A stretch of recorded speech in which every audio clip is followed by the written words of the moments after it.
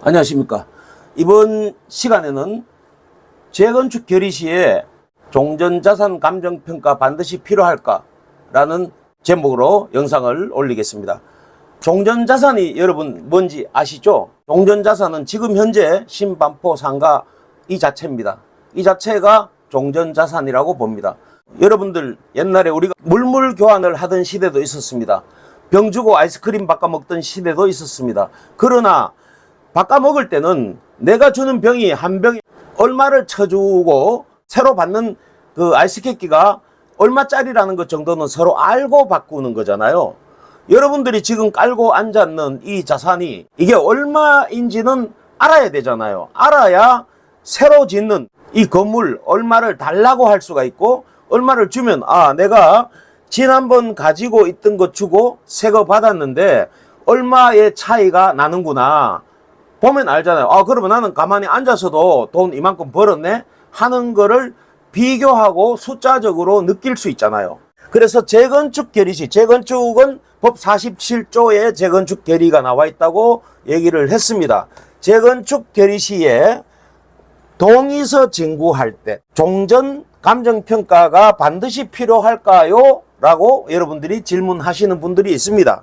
우리 집합건물법에 따라서는 필요하지 않습니다. 그러나 종전 자산 감정평가를 하지 않고 사업을 성공시킨 데는 단 한 군데도 없습니다. 그렇다면 법에는 하라고 되어 있지 않다 하더라도 반드시 해야 되는 것이다, 그런 뜻입니다. 이 자산을 주고 새로 짓는 자산하고 1:1 바꾸는 게 재건축입니다.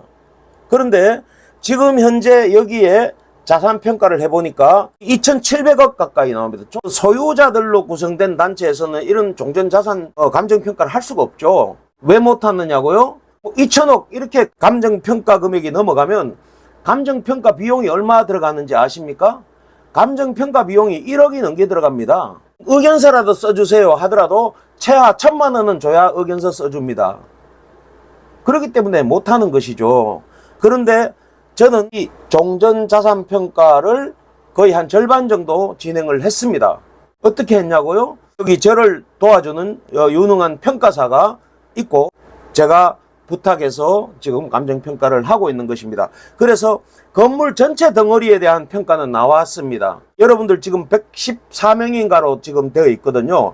그 114명이 각각 보면은 공유지분, 전유지분 합쳐서 얼마다라는 것밖에 여러분들은 등기상에 없어요. 그렇기 때문에 여러분들이 사용하고 있는 구분 등기된 그 약정서 도면을 가지고 1층을 가지고 있는 분도 있고 2층을 가지고 있는 분도 있고, 그 도면이 없으면 전체적으로 모르잖아요, 어떻게 된지. 그걸 가지고 다시 개별적으로 세세한 평가를 들어가야 됩니다. 일단 전체 건물 덩어리로 나온 평가를 한번 보여드리겠습니다. 반포동 2-8 토지 면적은 5,978.5 평방미터입니다. 이것이 평수로 계산을 하면 1,808평이네요. 전체 예상 평가액이 거의 2,700억 가까이 나왔습니다. 이 토지가 평당 지금 1억 5천에 근접합니다.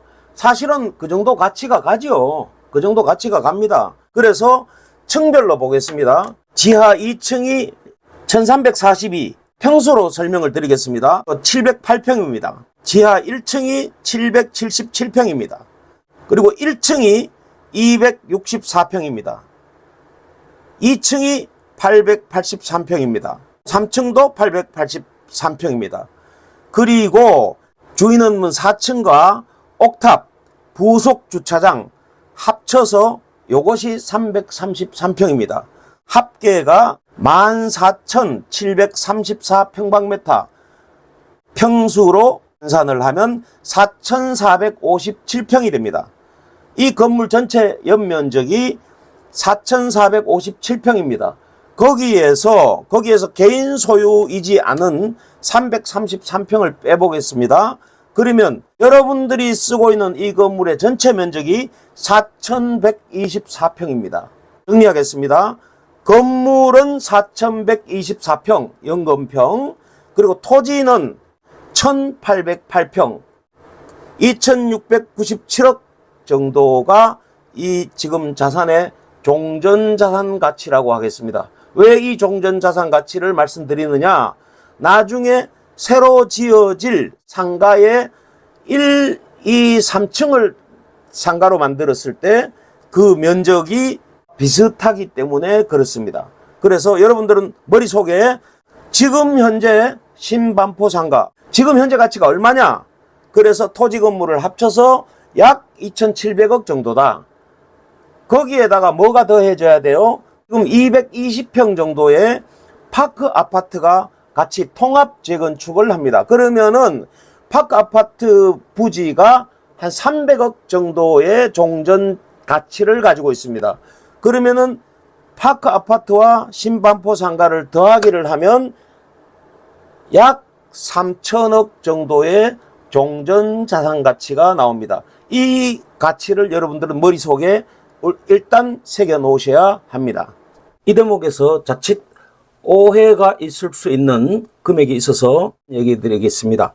토지에 대해서 4,500만 원이 감정가로 나왔고 전체적으로는 2,690억 정도가 토지의 가액으로 본다면 사실상 여기는 건물의 가액은 거의 없는 거나 마찬가지입니다. 그러면은 이 금액 전체가 토지의 가액이라고 봐도 됩니다. 그런데 여기에 건물이 존재하지 않고 있다.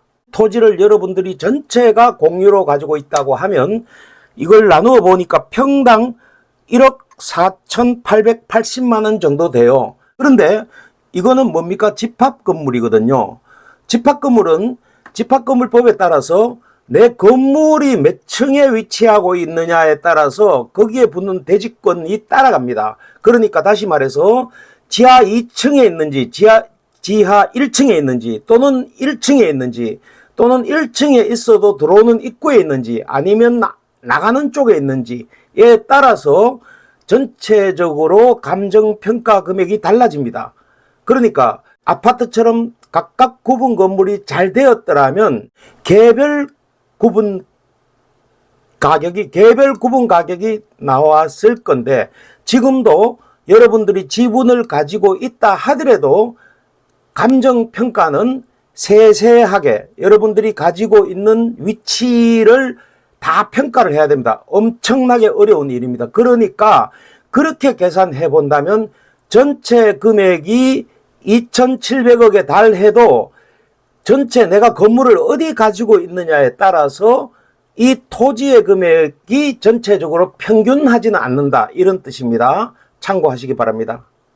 제가 2010년경에 감정평가법인의 부동산 투자자문본부에 대표로 근무한 적이 있습니다. 이거는 그냥 회사에서 투자자문본부라고 이렇게 마음대로 이름 붙이는 게 아닙니다.